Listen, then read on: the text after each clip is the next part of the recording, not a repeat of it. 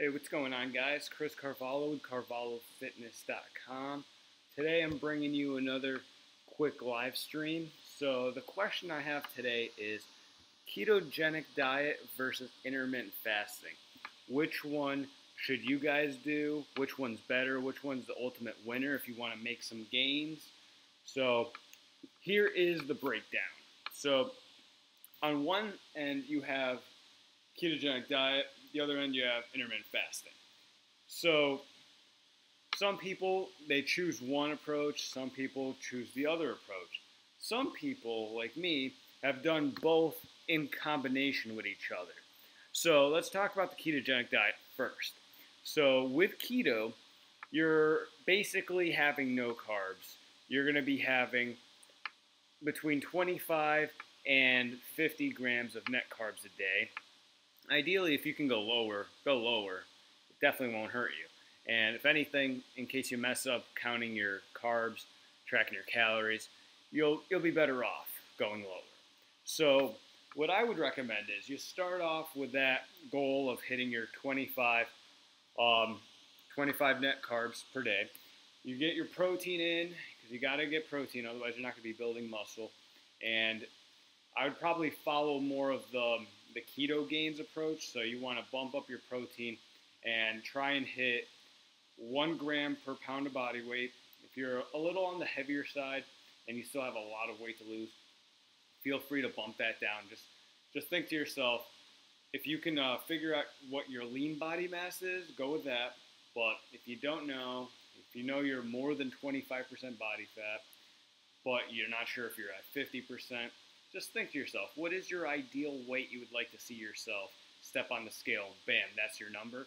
Let's say you're a 250-pound male, but you want to get down to 180 because you know that would be lean and you'd be happy with 180. Then just use 180 as your ideal weight. That way just go 180 grams of protein per day. And if you do that, you'll be on a good path to the keto diet. Then you want to keep the carbs, like I said, below 25, as low as possible. And the remaining amount of calories that you have to work with, you're going to go with fats. So you just bump up your fats. Since you're going to be doing a higher protein variation of keto, since you're trying to, most likely, you're trying to gain some muscle mass. The one that goes a little lower in the protein, that's normally for people with epilepsy and other medical conditions. So assuming that you're a healthy person and you're just trying to get lean and build some muscle, you're going to want to bump up that protein. So your fats are going to be around 50%. So it's going to be kind of like 50-50 proteins and fats. Depending on the calories you're working with, you might be a little closer to maybe 40% protein, 60% fat. You're going to have to play around, find out the calories you need in a day to maintain, and then you're going to add a little more to that if you're trying to bulk, and you're going to take a little away if you're trying to cut your body fat down. So you'll be able to be in a deficit, and in the first few weeks, months even, you may be able to gain a decent amount of muscle while burning fat because you're probably a newbie to lifting and working out. So you got that on your side. So that's one of the benefits. Now, that can be said for a lot of different diets. So why do the keto diet in the first place? For one, it's going to be a very simple diet to follow. If you go to my website, carvalhofitness.com, scroll down and look for the ketogenic diet checklist. That is an ebook that you can go ahead, click, and download. It's 100% free. It's just going to ask you some simple stuff like your email address and your name, and then it's going to send you the ebook right to your email, so you'll get it within a couple minutes. So it's 100% free. If you get that, it's going to go over some of these tips that I give you in these videos, and it's also going to give you a list of your vegetables you should really be buying, what kind of meats you should be buying that are going to be high in protein and high in healthy fats. So if you get that ebook, it's going to give you a breakdown of basically everything keto related that you need to know on this diet. So go check that out if you haven't already. But going forward, intermittent fasting. Now, what's the main difference? Intermittent fasting, you don't even have to be on a diet to intermittent fast. But basically what happens is, with intermittent fasting, what you're doing is, since what you're going to be doing is you're going to be limiting the hours that you're eating. So basically, you're going to be forcing yourself to be in a calorie deficit anyway. So the way it works is, one of the most popular ways of doing this is the 16-hour fast followed by the 8-hour eating window. So when you do that, just a random example, let's say that you wake up at 8 in the morning, you just won't eat until 2 p.m., for example, and then you can eat from 2 till 10 p.m. So if you were to do that, you get 8 hours that you can eat, and you can basically eat whatever you want. I still recommend, you still hit your protein goal. You got to make sure that you're getting your protein so you can build muscle. And then it's really personal preference. You could be on a high-carb diet. You could be on a high-fat diet like keto. If you were to do the high-fat, then you would be, in theory, combining the intermittent fasting with the keto diet, which I've tried and it works great. It's going to be both those tools together make sticking your calories very easy because you're going to be full. If you eat high-fat foods, for example, and high protein, it's very satiating. So you're going to be feeling like you're full. So you're probably going to be content with 1,500 calories. And if you're supposed to be at 2,000, you're going to kind of have to force feed yourself a little more just so you're not like almost starving yourself. Or you can just accelerate the fat loss a little bit. It's just a guideline. Ideally, you want to be losing 1 to 2 pounds per week. But as long as you're in that range, it's okay. If 1 week you happen to eat a little more and you're only losing 0.5 pounds a week, that's fine. If you're not feeling that hungry and you bump it up and you lose 2.25 pounds a week, it's not the end of the world. Just keep track of what you're doing, and ideally you want to be getting as consistent as possible, kind of like eat the same patterns day to day, weigh yourself every day, track it all on MyFitnessPal, track your workouts with Body Space, and if you do that, you're going to be off to a great start. And then, if you want to play around with intermittent fasting, you can tweak your hours a little bit. You could go, there are some people that do wonders with a 4-hour eating window. So if you want, you can put your meals closer together, do 4 hours. Now you got 4 hours to eat 2,000 calories. That's huge. Some people do it even more extreme. They do,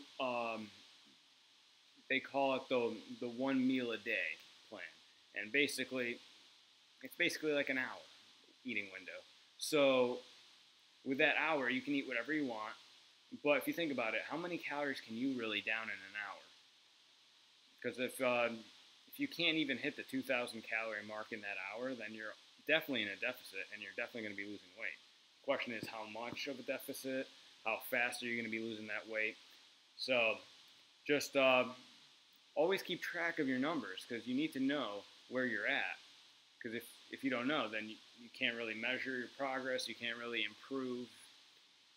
So it's definitely a must. What I like to do is, I do that 8-hour window. Sometimes I even do like a 5-hour window. It's just more convenient for me. Like I wake up and I go to work and put in some hours looking at client stuff, responding to emails, making these videos. I got a couple other side jobs, side hustles that I do. So why waste time focusing on food, planning out my meals and all that stuff? I just meal prep at night when I have the time. And then I have a big Tupperware with, for example, last night I made ground beef. And I got that in a Tupperware. So now I'm going to break my fast. Today I'm probably going to break my fast closer to 4:30, 5 o'clock. And then from 5 o'clock until whenever I go to bed, that's my eating window. And I'll just get all my calories in there. That way I don't have to worry about it while I'm working. I don't have to bring Tupperwares with me. I'm pretty much all set.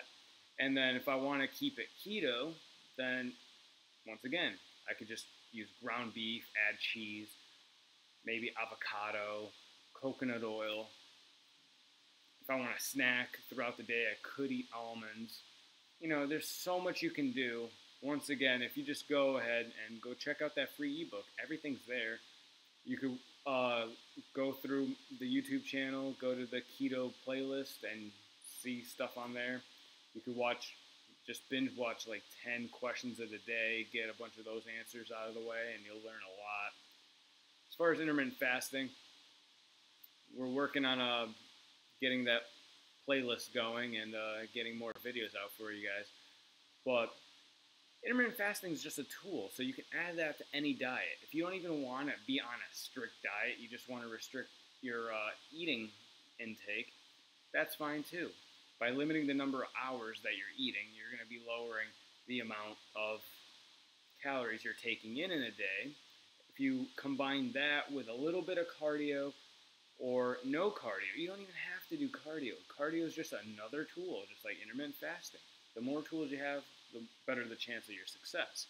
But if you go to the gym, even 3 to 4 times a week, lifting weights heavy, and you track your lifts, you track the sets you do, you track the reps you do, and the weight you use. If you track all that and you notice that week after week, you're constantly going up, whether it's a rep or two, or you're adding 5 pounds to the bar, that is amazing. You do that, that's going to burn calories. So if you're burning calories through that, you can probably eat a little more. So you're going to be getting more muscle, which in turn is going to make you burn even more calories. So eventually, you're going to probably start off with dieting on 2,000, but maybe a year or two down the road, you're going to be dieting on 2,500 calories. There are some people I know that are dieting closer to 3,000 calories. And obviously, then when they go to bulk, they're at 4, 4.5, maybe even 5,000 calories if they're a hard gainer. But yeah, the more muscle you get, the more food you can actually eat and still stay lean. Alright guys, so I hope that this video kind of gave you a little bit of a perspective on the differences between the ketogenic diet and intermittent fasting. As long as you guys understand that ketogenic is a diet and there's a set of rules along with what you have to eat to make sure you are following the ketogenic diet, and intermittent fasting, there's really no rules except for the time constraint, and it's a tool that will make any eating pattern easier for you to stick to your calories. If you understand that, you got a lot out of this video.